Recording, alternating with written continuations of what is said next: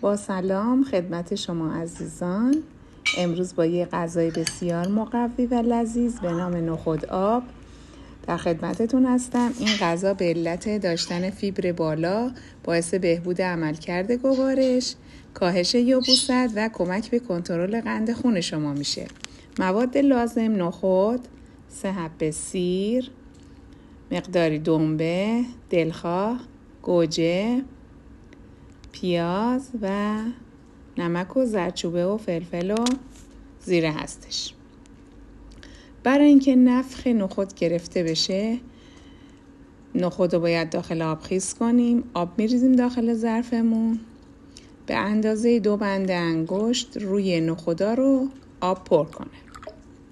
برای اینکه نخودامون مغز پخت بشه و پخت سریعتری داشته باشه، 1 قاشق غذاخوری سرپر نمک داخل آبش میریزیم، هم میزنیم تا با آب نمک نخودا در حد 2 الی 3 ساعت خیس بخوره. وقتی که به این حد رسید، نخودا آماده پخت میشن. پیاز نگینی خرد میکنیم، آماده برای سرخ کردنمون. سیرارم پوست میگیریم، خرد میکنیم نگینی. گوجه‌مونم همینطور خرد میکنیم و آماده میکنیم که سرخ بشه. مقداری روغن داخل مایتابه میریزیم.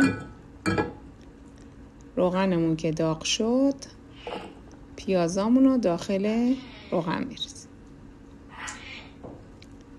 پیازو هم میزنیم تا کمی سبک و